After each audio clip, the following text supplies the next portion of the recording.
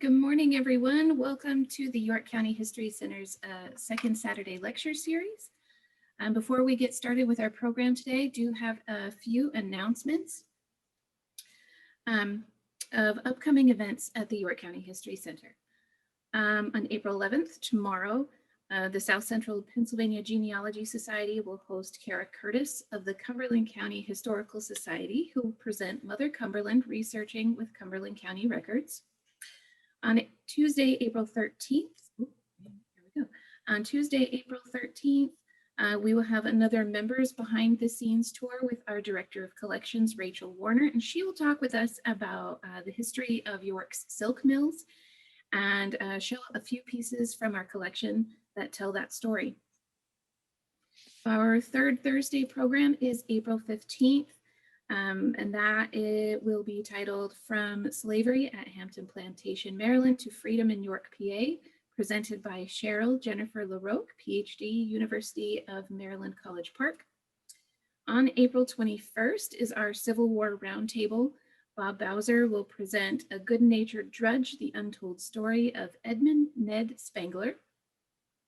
April 27th, we will have a early American cooking demonstration that will be at the Colonial Complex at 11 a.m., talking about early spring eating.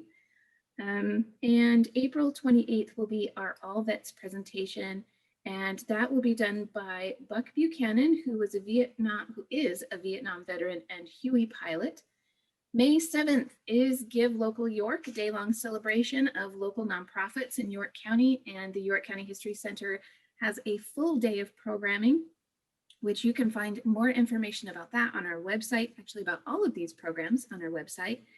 And last, we'll go to our next second Saturday presentation, which will be with Stephen H. Smith, and he will be talking about the innovations of the S. Morgan Smith Company.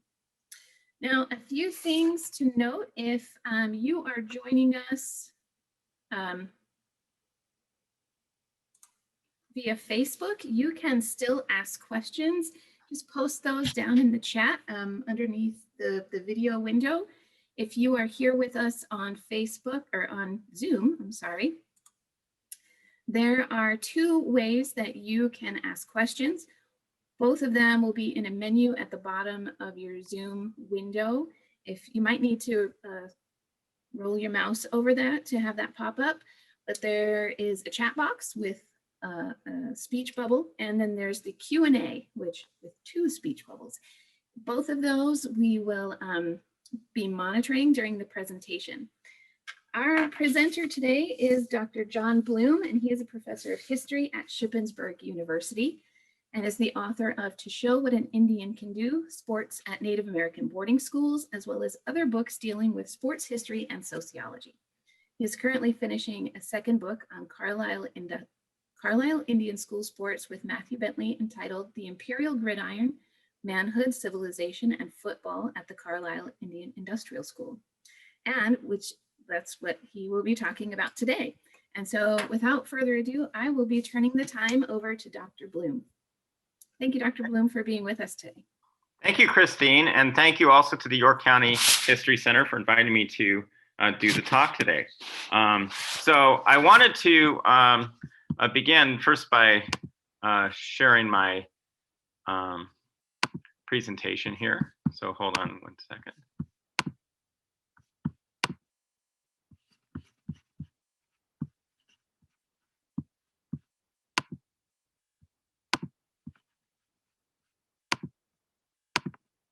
There we go.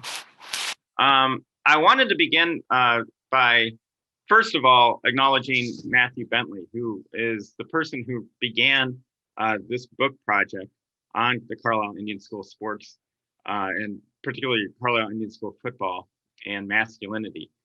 He was a graduate student whose dissertation committee I happened to serve on years ago, and was in the process of turning his dissertation into a book, and sadly passed away. And his family had asked me to pick up the book and see if I can finish it. So hopefully I'm in the final stages of that right now, and the book will be out hopefully in the next couple of years. I also wanted to note that in the past, when I've talked about Carlisle Indian School football in public presentations, I've done it in this kind of traveling road show with Barbara Landis, and she did the background on the Carlisle Indian School part. And she, I think, is in the audience tonight, but I'm going to have to rely on myself for that. So I just want to acknowledge her and thank her for all of her help over the years. And maybe maybe I don't need to rely on you as a crutch today. But much of what I've done, I have here really comes from the work that she has contributed.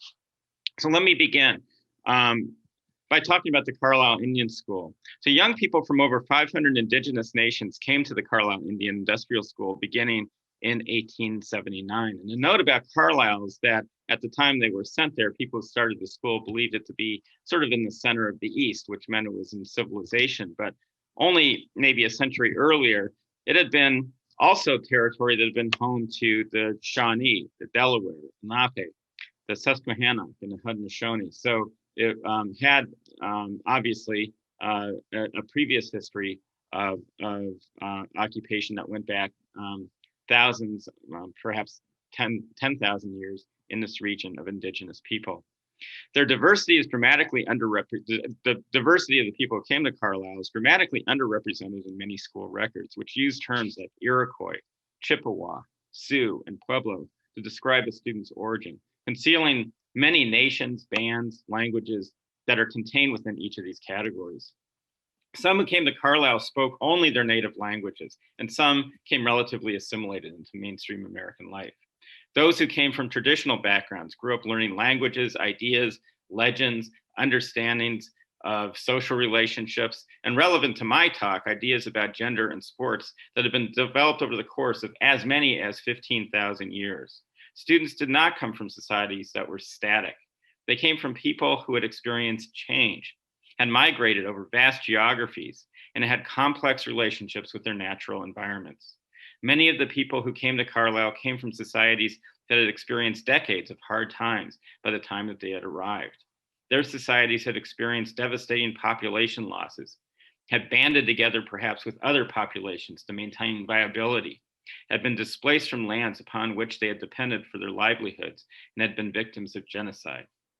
As Barb Landis and Genevieve Bell have discovered, over the course of Carlisle's history, the composition of the student body changed. The first cohort of students, those that came between 1879 and 1890, included quite a few young children. And when you're looking at the photograph here, this would be a group that would represent that first cohort. They were often recruited or forced to attend, and in part to coerce cooperation with federal authorities from their parents and their families. The second group, which came between 1890 and 1904, had received at least 4 years of education already at agency schools. And the third group, between 1904 and 1918, included quite a few students who were older, some well into their 20s. Some were orphans, some had been labeled as incorrigible at agency schools, some were children of alumni, and some, as we will see, were recruited as athletes. The students who we'll be talking about today will mostly have been from the second and the third cohorts. The Carlisle Indian Industrial School was founded famously by a captain in the Army named Richard Henry Pratt in 1879. He was a commander, he was a Civil War veteran and a commander of a unit of Buffalo soldiers on the American frontier. And if you know the history of Buffalo soldiers, they were African-American soldiers who were sent out in African-American units to fight on the Western frontier. He convinced the federal government to open a school for the purposes of indoctrinating Indigenous Americans into Anglo-Protestant white American society. The school opened on the site of the Carlisle Barracks, just in the north side of Carlisle. And the first students were a group of Lakota who had arrived from Rosebud and Pine Ridge agencies in South Dakota in October of 1879. The federal government up until this time had not really invested much in educating Indigenous Americans. But his plan won the favor of politicians during an era of national expansion into the West that included construction of railroads, the opening of and speculation in bonanza farms, the discovery of timber and mining resources. Eventually, Carlisle would become the model for a system of 25 off-reservation boarding schools around the United States. And the Indian education program would become just one component of an imperial program that included land privatization and forced removal to reservations. Gender was central to what Carlisle's founders and staff thought of as its civilizing mission. For women, this meant stressing modesty, indoor activities, and skills appropriate to taking care of a home, which might be translated into housewifery, but also into domestic labor. Carlisle officials also taught male students a model of manhood similarly based on Victorian civilization. I use that term in quotation marks.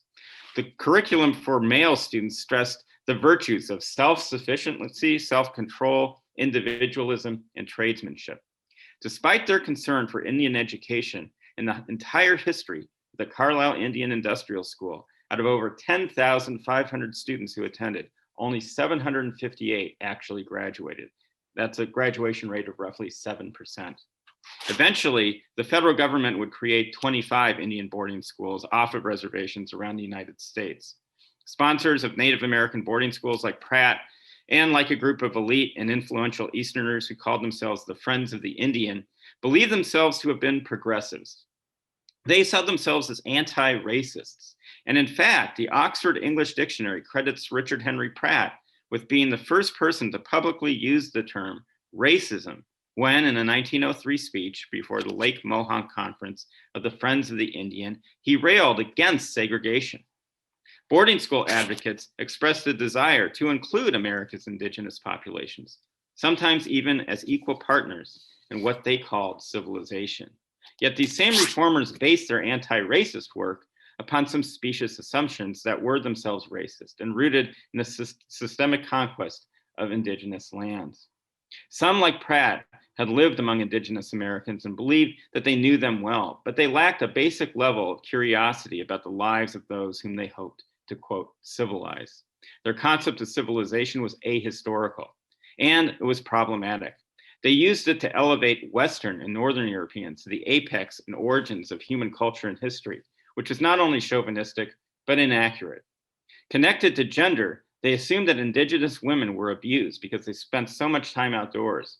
And conversely, they assumed that indigenous men were overly physical, sexually dangerous, and had no culture to constrain what they believed to be animalistic impulses essential to male character.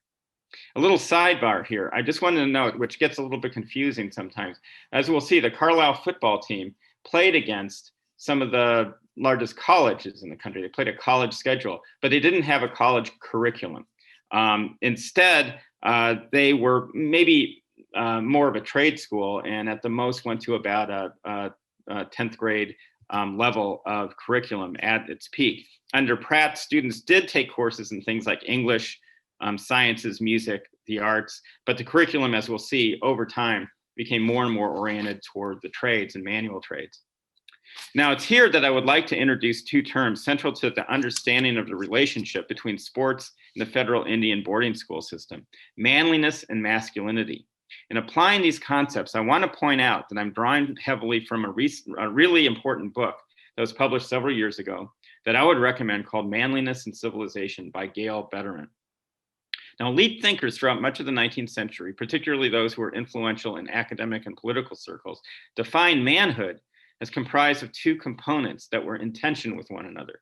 One was masculinity, and this was the essential, physical, elemental aspect of male identity. These would include things like strength, violence, and male aggression.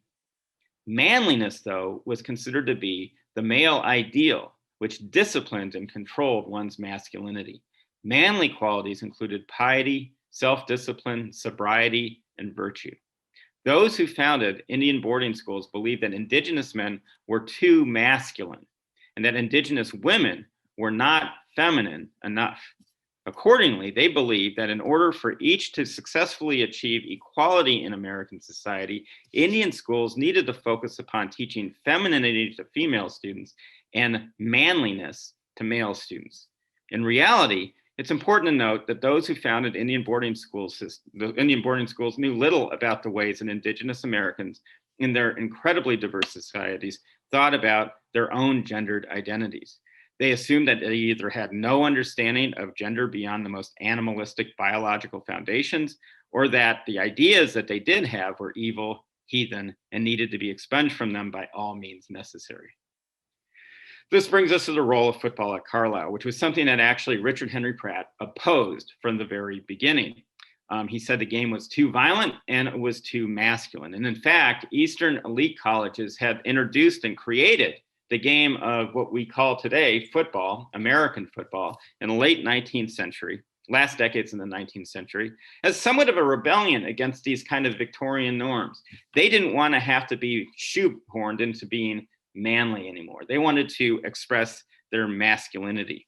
In a post-Civil War world where elite white men feared African Americans who were no longer enslaved, feared Indigenous Americans in the West whom they believed needed to be controlled, and who, by the end of the century, feared people of color around the world who needed to respect the domain of American military and commercial empire, elite white manhood needed to be less manly, according to these people, and more masculine. Expressed perhaps most succinctly by Tom Buchanan, F. Scott Fitzgerald's character in The Great Gatsby, who was a former Yale football star, who infamously rants in the first chapter about the perilous condition of the white race. Over cocktails, he asked the book's narrator, Nick Carraway, if he'd ever read a book that was called The Rise of the Colored Empires, which he says it's by this man named Goddard. And actually, Fitzgerald is referring there to a book called The Rising Tide of Color, The Threat Against White World Supremacy by Lothrop Stoddard. That's the real book. In the novel, it's called The Rise of the Colored Empires. And Tom Buchanan says, if we don't look out, the white race will be utterly submerged. And then, as if to underscore the centrality of white masculinity to this process, he continues, quote, "It is up to us, who are the dominant race, to watch out, or these other races will have control of things," end quote. Now, the last thing that Pratt wanted to teach his male students who were indigenous was to be more masculine. But eventually, he saw football as actually an opportunity to create a brilliant public relations message to show that the school was actually achieving its mission of teaching manliness. In his autobiography, Battlefield and Classroom, Pratt tells the story of how he ended up allowing students to form an interscholastic football squad. Pratt writes that the success in football required an unacceptable level of brutality and aggression, and that he had subsequently outlawed all external matches. But he soon changed his mind, and he cited an extraordinary instance in which he bent to the will of his own students. He remembers that about 40 of his students, after he had banned football, kind of confronted him in his office. And they got the chief orator to come and present his argument to Pratt. And Pratt was convinced by what he called the genius of the student's argument, and he relented. And this is what he writes about that incident. He says, okay, I'll let you play football, but, and these are his words, first, that you will never under any circumstances slug, that you will play fair straight through, and if the other fellows slug you, will in no case return it. Can't you see that if you slug, people who are looking on will say, there, that's the Indian of it. Just see them. They are savages and you can't get it out of them. My other condition is this, that in the course of 2, 3, or 4 years, you will develop your strength and ability to such a degree that you will whip the biggest football team in the country. In other words, Pratt wanted to use football to show that he could civilize his male students, that he could make them manly by showing that they could behave as gentlemen in the masculine game of football. Now, this brings us to, if you followed me on Twitter or Facebook, and that's how you got here, I had a little teaser about this particular team. This is the 1896 Carlisle football team. And as I said, they ended the season not really liking their coach very much. So what was behind that? Well, this has to do with a story that actually Pratt recounts in Battlefield and Classroom, his autobiography about, which covers the Carlisle Indian School. And it has to do with a game against Yale in 1896. Now, on October 24th that year, Carlisle played Yale in front of 5,000 fans at Manhattan Field, what we later also was known at the time as the Polo Grounds. What took place became a story that Pratt would tell as an example of how football could teach students civilized behavior and demonstrate this to the world. Yale was one of what was called at the time the Big Four. These were the best college football teams in the country, along with Princeton, Harvard, and Penn. Of course, these became half of what later would be the Ivy League.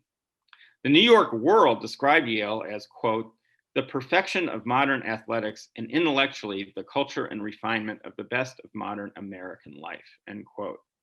Carlisle lost this game 12-6, but these were the first points in 8 games that Yale had allowed during the entire season. And late in the game, Carlisle's Jacob Jamison, Seneca, broke through the line and ran all the way downfield for a touchdown, seemingly tying the game. But the referee called the play back. Now imagine this. This would have not only been tying the game, these would have been the first 2 touchdowns that Yale had allowed all season to this Indian school team. And the referee ends up blowing a whistle and calling the play back. And most of the people in the stands at the time who were not, sort of from Yale, really were supporting Carlisle and really found this to be an unjust call. And the players, according to Pratt's memoir, were so angry that they threatened to rebel and walk off the field at that point. And Pratt, according to his account, came down out of the stands, came down to the sidelines, and said to his players, no, you have to go back out there and play. It was a bad call, but you have to show you're bigger men than Yale, and that'll count more than a win or a loss. And in the end, the media will favor you in their account. And indeed, the media was very favorable to the Carlisle Indian School in its account. This is from Harper's Weekly. You can see a picture of the game. This is what football looked like at the time, a kind of scrum. We didn't have the line of scrimmage that we have now. I'll talk about some of those rule changes a little bit later. But that they would be recognized for this. And here's a New York Times coverage once again, showing somewhat of a sympathetic position toward the Carlisle team. One thing that Pratt leaves out, though, at the time, the referees for a game would have been comprised of the coaching staff of each team. So the head coach of Yale and the head coach of Carlisle. And the referee who made that bad call was not the Yale head coach, but was the Carlisle head coach, William O. Hickok, also known as Wild Bill Hickok. He was the one who called that player down. Hickok was a graduate of Yale and had played on Yale's college football team. Now, we can only speculate as what Hickok's motivations might have been. Maybe it was simply loyalty to his old team. Maybe he felt that his own masculinity would have been threatened by Carlisle actually beating Yale and scoring 2 touchdowns against them. Maybe it was simply a bad call. We can only speculate as to his motives. But 2 things we know for sure. One is that the Yale team would have believed that they had to win that game in order to prove their masculinity against its team of Native American players. And the second is that Carlisle players were under immense pressure to behave and control themselves because they were expected to prove their manhood. Now, if you think about a college football team or college level football team, neither fans outside of Carlisle or students at the school would have really maintained much interest in a team that really behaved impeccably but always lost. So by 1899, Pratt himself starts to become a little bit more aggressive in his approach to the team, sort of stressing more that second condition of beating the best team in the country. And he hires a guy by the name of Glenn Scobie Pop Warner as athletic director and coach. He had been coaching the Cornell University team beforehand. Under Warner, Carlisle did indeed improve, especially in 1903, when they earned a record of 11 wins against 2 defeats, including a victory over the University of Pennsylvania, which is one of the Big Four, and a narrow 11-12 loss to Harvard. But it's also here that we see a new narrative emerge. Carlisle's gridiron success instilled pride among many Indigenous people around the country. And, this is an era that, as I mentioned before, devastating land losses, genocidal massacres, crippling poverty. This was a rare win for Indigenous Americans. But credit for these wins often went in the public imagination, especially in the popular media, to the guy at the center of this poster here, Glenn Warner. Warner was portrayed as the white coach who was a brilliant mastermind, who taught his players, who were notoriously small physically when compared to their opponents, in part because they weren't fed as much as their opponents. He taught them to win through craft and trickery. In 1904, Pratt was actually fired, and this had to do with some changes that were going on in the Indian boarding school system and in the government's approach to it. With the election of Teddy Roosevelt, he really did not believe that Indigenous Americans were worth it, that they really could be civilized, that they could be elevated to, he still believed in the higher position of European society, but didn't believe Indigenous people were capable of it. So the idealistic approach of Pratt was kind of thrown out the window. And Pratt reacted to this over time with frustration. And eventually he made a speech in 1904 where he called for the abolition of the Bureau of Indian Affairs and was pretty soon fired after he did that. He was replaced by William Mercer, who was a military man with a background very similar to Pratt's, which we'll get to in a second. But before leaving, Richard Henry Pratt hired an Indigenous coach, a graduate of Carlisle by the name of Ed Rogers. And here, the team proved that it was not, in fact, dependent upon the advice of a white tactician. Under an Indigenous coach, Carlisle continued its success, winning 9 games and losing only 2. In the next season, Mercer, not believing that the team could really succeed without a white coach, hired a white advisory coach named George Woodruff, alongside 2 more Indigenous graduates of Carlisle, Bemis Pierce and Frank Hudson. Woodruff was very unpopular with the players and was pretty much forced to leave midway through the season. And Pierce and Hudson ended the season with a 10-4 record, 10 wins and 4 losses. And then the next season, Pierce and Hudson remained to coach from 1906. The pair subsequently led Carlisle to another winning record of 9 wins and 3 defeats, including a 24-6 victory over Big Four member, the University of Pennsylvania. That season, the 2 Indigenous coaches innovated with a play that revolutionized the game of football, and something that we today take for granted is an essential component of football, and that's the forward pass. During the off season, a revision in college football's rules had recently legalized the forward pass.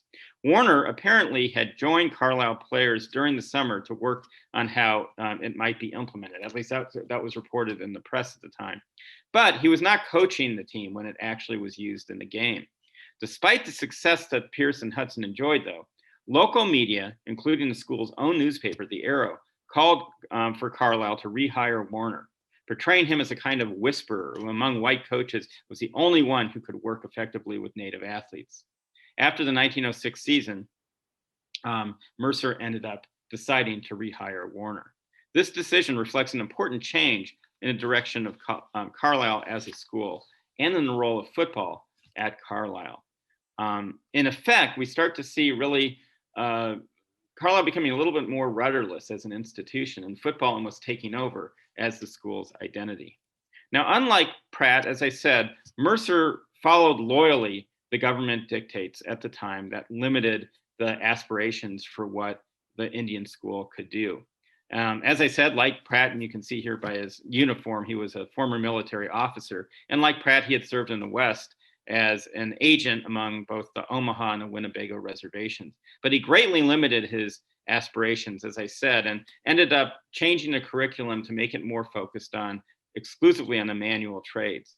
And it's with this administration that we start to see that last cohort of students that Genevieve Bell and Barb Landis talk about, many of whom were recruited just for football and for other sports. Mercer's replacement, Moses Friedman, drew his experience from civilian work. He was not a military man. And education at both the Phoenix Indian School and Haskell. He was the first Carlisle superintendent not to have been a career military officer, and he still continued Mercer's changes of the curriculum with more of a focus on mechanical training. Now, from close range, the transformation in the school's character might seem like kind of a bureaucratic issue, but it fits in a larger global pattern that reflects upon relationships between colonizers and indigenous populations. Brendan Hokowitu's work on masculinity among Indigenous communities in New Zealand, the Tene Maori, observed a very similar development with their education. As with Carlisle, government agents criticized schools that provided education in subjects like science and literature. And between the 1860s and 1940s, they pushed for Indigenous youths to learn exclusively manual trades like agriculture, market gardening, stock farming, poultry keeping, and bacon curing. Hokuwitu argues that, as in the United States, the colonizers in New Zealand have long portrayed the Tene Maori as primitive and degenerate, and in need of their colonizers' education and administration. And just as Indian students took to football at Carlisle, sports like rugby became very popular among the Tene Maori. In both cases, sports provided Indigenous men an avenue for advancement and recognition in mainstream society in ways that did not contradict their representation as overly masculine, violent, and physical. The reason for these patterns lies less in some magical connection between the Tene Maori and the diverse Indigenous peoples of North America, and more in the fact that both shared a common, similar relationship to Anglo-Protestant settlers. So for Indigenous Americans, Carlisle's winning football team generated pride, but also reproduced damaging stereotypes. After Pratt left, Carlisle's administrators only compounded associations between masculine football prowess and racial inferiority by hiring white coaches like Warner, suggesting that in order to win, Indians needed white guidance. But remember, importantly, Carlisle players had already proven this assumption to have been false. One of the most significant moments of pride for Carlisle's athletes and Indigenous Americans in general came in 1912 when Jim Thorpe and Hopi runner Louis Tawaname triumphed at the Olympics in Stockholm. Now, Louis Tawaname was a silver medalist in the 10,000 meter run. And let me see if you can see him here. This is Louis Tawaname. He became the only member of the U.S. Olympic track team to even medal in the event, in the 10,000, until, as we'll see at the end of my talk today, Lakota runner Billy Mills, who would win the gold in the event in 1964 Tokyo Games. Thorpe, who you see right here, shaking hands with Moses Friedman, won 2 gold medals, one in the decathlon and the other in the modern pentathlon. And the modern pentathlon was 5 events. It doesn't exist in the men's events anymore, but it consisted of the long jump, the javelin, 200-meter run, discus, and 1500. And it was held less than a week apart from the decathlon, so an exhausting schedule. Yet the Olympic Committee later stripped the gold medals from Thorpe after a reporter revealed that he had played semi-pro baseball during the summer in North Carolina, thus violating the very strict rules of amateur athletics that guided the Olympics at the time. Warner, who's right here, so this is Warner looking on, had Thorpe confess and surrender his medals. And in a letter that Warner reportedly wrote in Thorpe's name, he wrote this, quote, "I hope I will be partly excused by the fact that I was simply an Indian schoolboy, and I did not know all about such things. In fact, I did not know I was doing wrong, because I was doing what I knew several other college men have done. I have always liked sport and only played or ran races for the fun of the thing and never to earn money." Thorpe was 25 years old when he won those gold medals, yet Warner had him write his confessional in a childish and unmanly voice.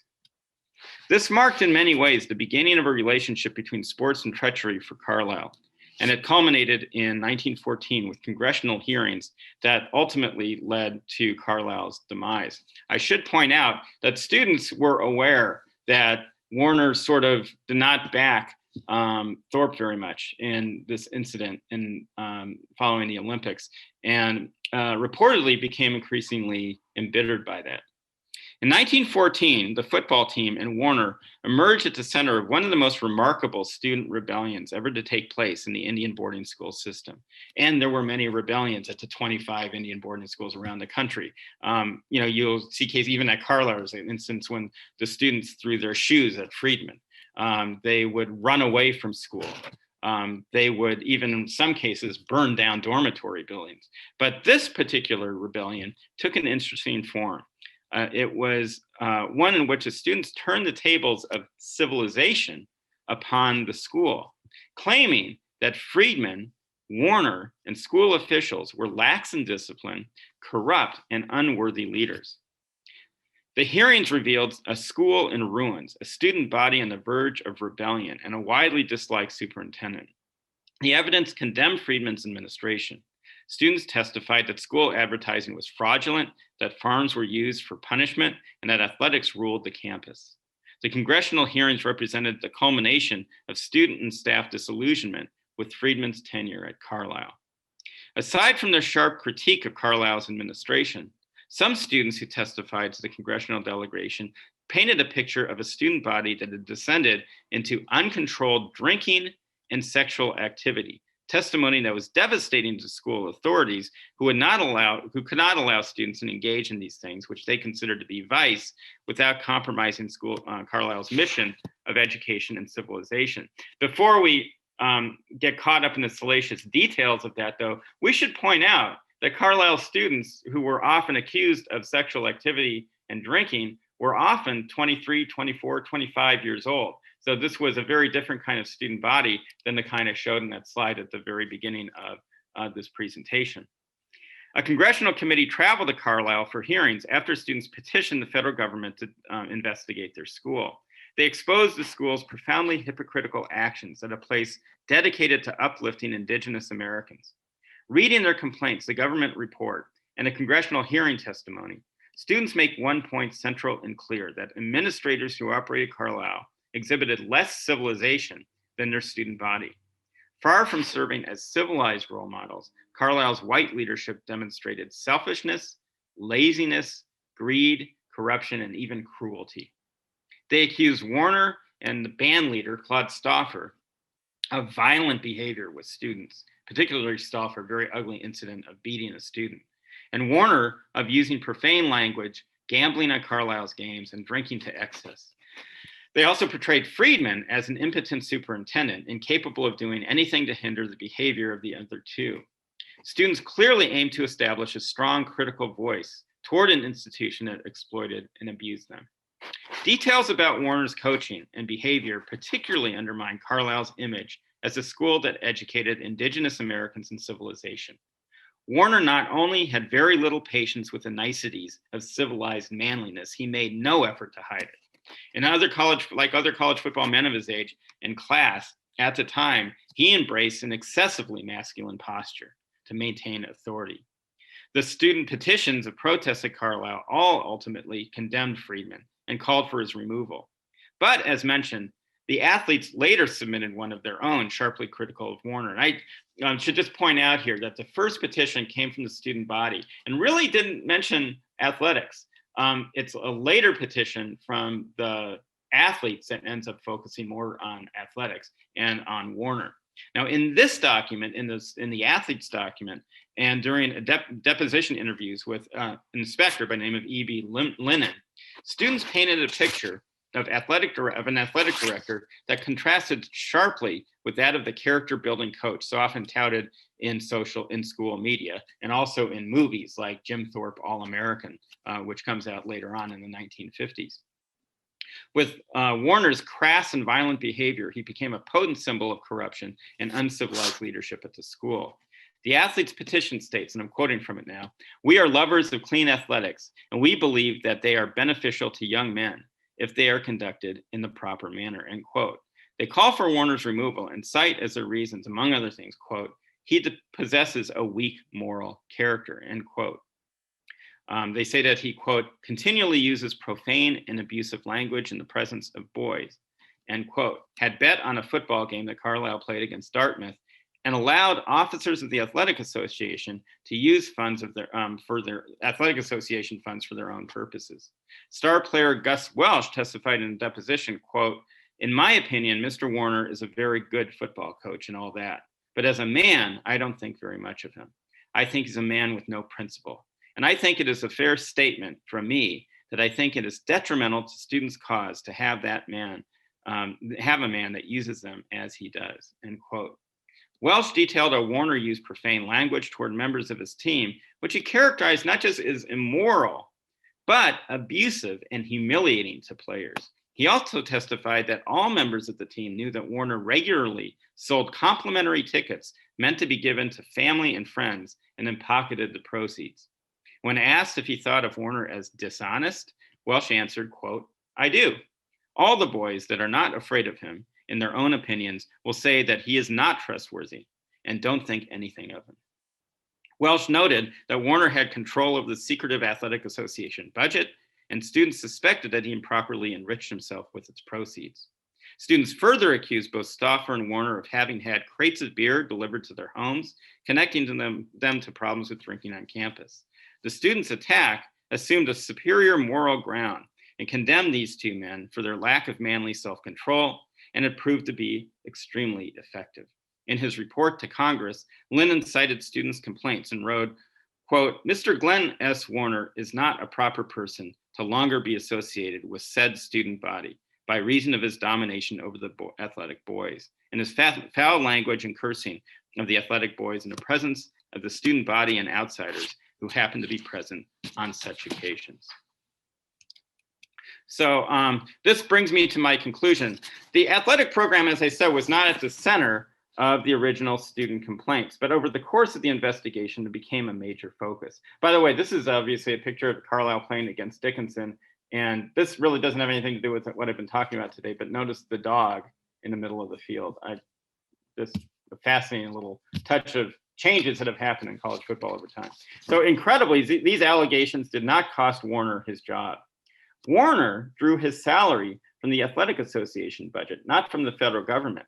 So this was comprised of gate revenues and other modes of fundraising that he controlled. So even though the investigation found the student allegations against him credible, he stayed on to coach one more year. There was nothing the government could do about it.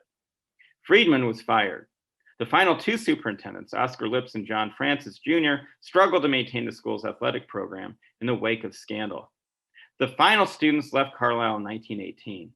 The school no longer seen as a beacon for Indian education, despite reforms implemented after congressional hearings. Political leaders often increasingly saw off-reservation boarding schools over time as a legacy of antiquated, failed policies. While the school's dying days saw a return to Victorian values of the Pratt era, its leaders had no faith in Pratt's commitment to an idealistic vision of uplift and equality. Realistically, Carlisle had been a rudderless institution since Pratt had left. The football team, which Pratt had originally envisioned as a vehicle to promote the school's civilizing mission, had come to civilize much of what the school had supposedly been created to eradicate. With the school's reputation in shambles, the once legendary football team had at best lost its significance. The very nature of football, its foundation in the masculine culture of white college men, served as a reaction against the civilized manliness that the new administrators at Carlisle had sought to restore. Yet a reflection upon the history of Carlisle might also be instructive. When students at Carlisle exposed corruption within the Carlisle Indian School football program, it ended football for Indigenous players at Carlisle, but it did virtually nothing to end corruption within interscholastic athletics in the United States, which was being exposed at the same time and was rampant. Carlisle and the Indian Service did, however, destroy, at least at this particular school, a significant source of satisfaction for Indigenous Americans. Now, neither body could prevent Native Americans from picking up the ball on their own and generating joy through sports. And over time, we see football doesn't take off so much among Indigenous communities, but basketball does, and still is a very, very strong sport among many Indigenous nations to this day. Other Indian boarding schools like the Haskell Institute in Kansas, after Carlisle closed, did continue to dominate on the gridiron. And Indigenous athletes also triumphed in various other sports as well. Lakota distance runner, as mentioned earlier, Billy Mills was one of them. At the 1964 Olympics in Tokyo, he became the first United States runner to win Olympic gold in the 10,000, a record that stands to this day. And remember, he would have been the very first American to medal in that event since Louis Tawaname. Mills sums up his thoughts about, in his mind, in Billy Mills' mind, such victories bring up something of immeasurable value to Indigenous communities, and that's happiness. Mills sums up his thoughts about happiness in his inspirational allegory, Lessons of a Lakota. In that book, he writes, "Happiness is a wonderful thing. It makes you feel good in any situation and gives you hope in times of despair. It makes you feel peace in a world of turmoil." So thank you very much. And I'll stop my share here. And I am happy to take any questions that people might have, which I guess you could submit in a chat line, right? Yes. So we do have one from a viewer on Facebook. Nancy Dillman Clayhold asks, what parallels do you see with racism in modern day football? And she cites the lack of Black coaches, etc. Yeah. Okay. I might have the stats for that here. It's actually very similar. Right now, if we look at college football, and I'm not even talking about the professional game, but in college football, the NCAA classifies 46% of its players in the highest level of college football, the football bowl subdivision, as Black, and 17% as other. Let's see, the rest would be minority, would be white. Yet only 9 out of 65 football bowl subdivision coaches were Black. So 9 out of 65. 4 were other and 52 were white. So that idea of the notion, at least the notion that white coaches are necessary to guide, sort of maybe more uncivilized players of color, I think that definitely is something that's continued to this day. Thank you. We have a question from Barbara Atlantis. Was the forward pass invented by Bemis Pierce and Frank Hudson or by Pop Warner? That's a good question. Thank you, Barb. I think that what happened was that the rule change was made by the newly formed NCAA, and Warner came to the story is that he came to the Carlisle practice and said, "I think you guys could use this effectively," and worked with them on plays during that summer. So it's hard to say who actually invented it. What is known, though, is that Pierce and Pierce and now I'm forgetting who else it was. They were the coaches when it was actually implemented. So they were the ones who used it in a game. In terms of who invented it, that's a little more unclear. Okay. So we don't have any questions pending. We'll wait a minute to make sure that people aren't typing things in, and there is a slight delay over on Facebook. So okay, we'll give them a few minutes. We'll give everyone a few minutes to type in your questions. See? Oh wait, we got one. Okay. All right. So Elizabeth Wells said, thanks for this talk. Did you find any humorous primary sources in regard to the partying/drinking, or was everything you found mostly in shame toward their actions? That's a good question. In terms of humor, that doesn't come out in the sources that I have, because the source I looked at mostly came from the congressional investigation. Now, one thing I did find, and this is kind of troubling, something that comes out as those students who took the most rigid stand in terms of claiming civilization also did a lot of things that people who would have considered themselves to be civilized at the time would have done.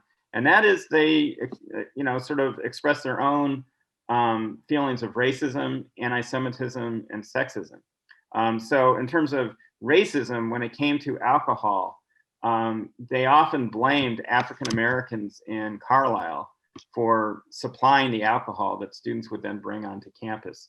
And when sexual activity, sometimes they would blame African American sex workers in Carlisle for passing on a venereal disease onto students.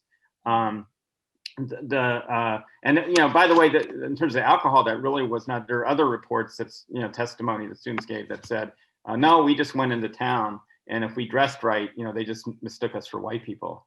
That it clearly was something that they knew they could claim, put place on someone else. In terms of anti-Semitism, Moses Friedman, as you might be able to tell, was Jewish, and they, talked about using anti-Semitic slurs against him. And strangely, when they would say that, really the Congressional Hearing Committee wasn't that bothered by it. But it came out in that congressional testimony. And in terms of sexism, Friedman had a very kind of open relationship with his wife, and she was a member of a temperance suffrage committee and so forth. And so because she was a suffragist, they sort of mocked her and mocked him as a weak husband because of that. So there's kind of a patriarchal attitude that many of them had too. So those are sort of, some things that sort of are dark side of the civilization stance that they ended up taking. So we have a question from Don R. Did any of the students go on to professional sports? Well, Jim Thorpe was actually one of the founding members of the National Football League. He also played in both major and minor league baseball. His baseball career was one of his longest athletic careers, I think. I think it went 15 years. But he was brought up too early because the manager of the New York Giants, for whom he played, wanted to bring people to the stands to see Jim Thorpe, and Thorpe probably wasn't ready to come and play at that time. I'm pretty sure that Frank Seneca, Bemis Pierce, a number of other players, I think that they went on to careers coaching. Frank Mount Pleasant coached. So in fact, some of them actually coached at Franklin and Marshall College. So they did have professional careers in athletics as coaches. And so there's kind of an interesting case where, despite the fact that there's this move to bring in white coaches to Carlisle, some of the Carlisle coaches actually ended up successfully coaching white players. I'm trying to think of what other, and the other really famous Carlisle athlete become a successful professional athlete was Charles Albert Chief Bender, who was a baseball player, really a Hall of Fame baseball player, one of the greatest pitchers in Major League history, and pitched for the Philadelphia Athletics, and was in particular one of the most successful pitchers in the World Series. I think in one World Series he had 3 victories in a single series. So those would be some examples that I would give.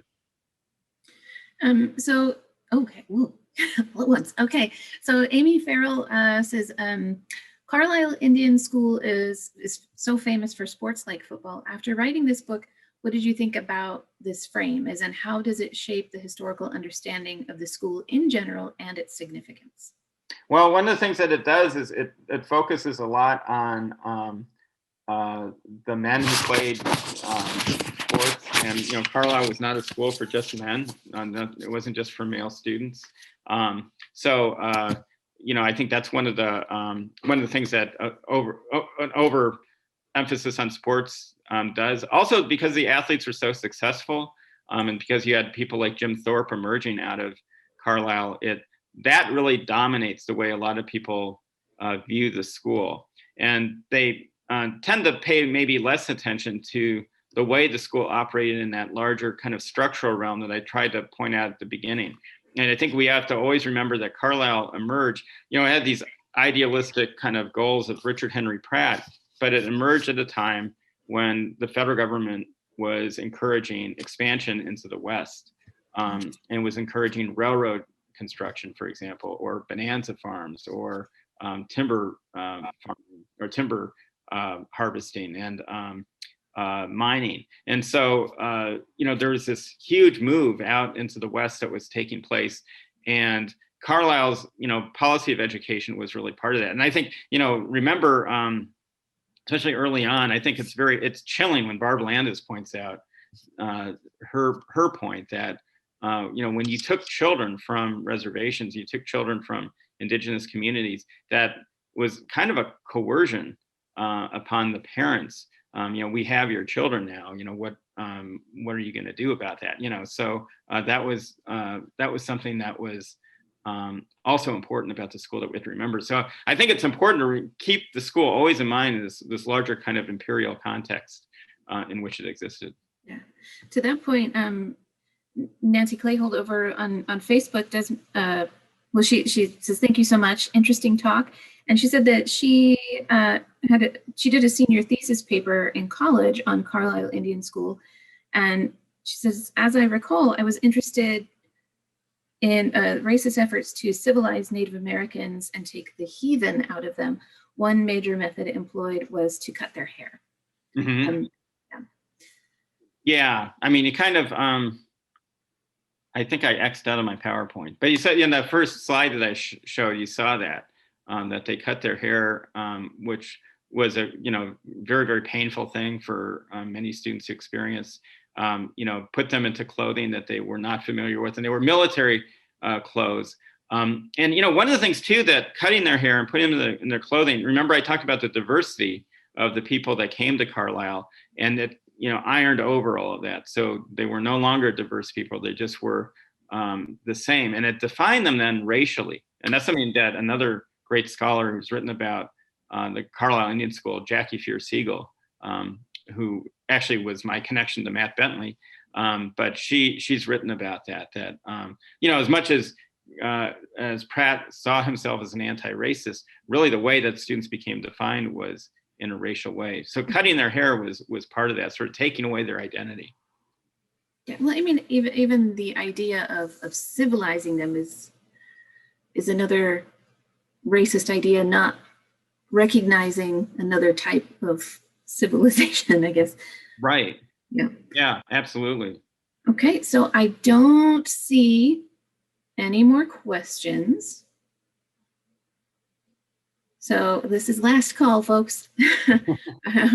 There we go. Okay. Don R., did the students actually return to their tribes, and are there books on the results?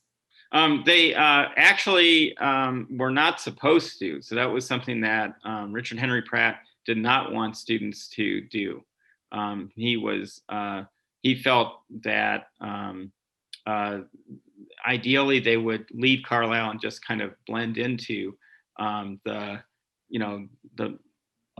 normal society, American society, normative American society, I should say. But he was not successful at that. They very often did return to their reservations.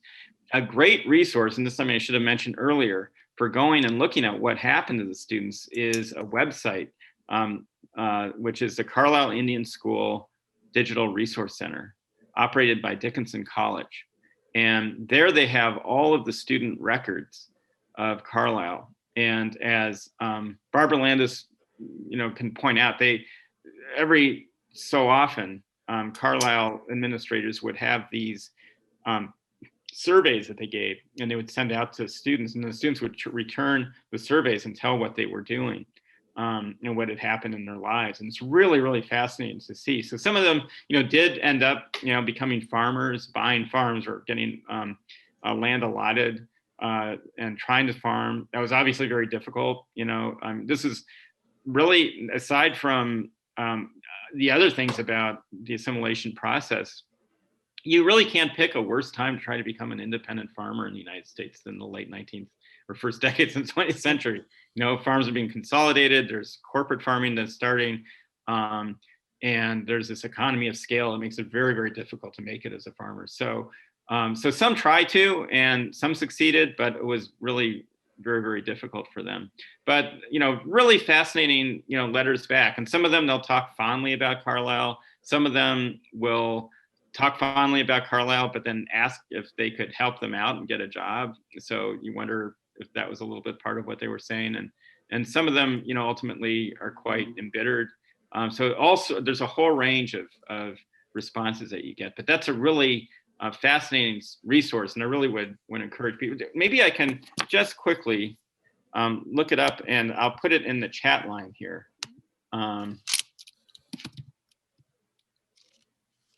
So don't see any more questions, but Barbara Landis says, thank you so much. This has been a great informative talk. And I think I should give a shout out to Barbara Landis, who kind of inspired this this second Saturday topic with a story that I heard on WITF while I was driving home in the car one day.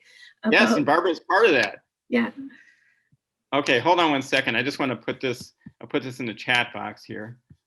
So if you look in the chat box, this is the connection to the Dickinson College Digital Resource Center. So if you go on there, you can look and find so not just not writing about Indians, you can actually look at the primary documents yourselves and seeing some of the records and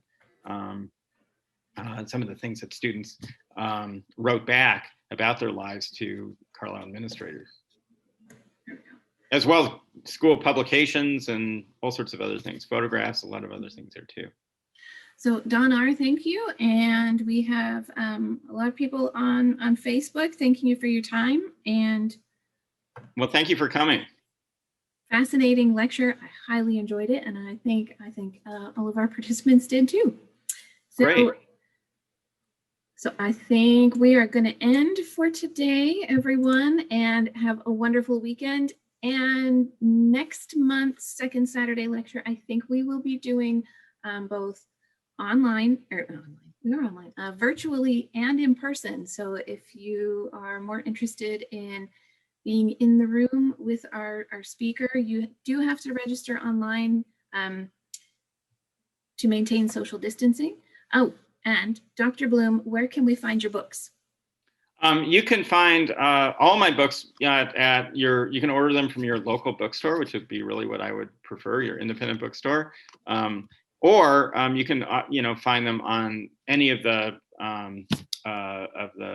book selling sites that exist. And so you can just Google my the title, my name and the title, To Show What an Indian Can Do, and that's the one where I write about that. Another book, Sports Matters, which is a collection of essays from a number of scholars, and they deal with some similar issues too. Great. All right. Well, thank you, everyone, and thank you, Dr. Bloom, and we'll see you next time. Great. Thank you very much. Bye-bye. Bye-bye.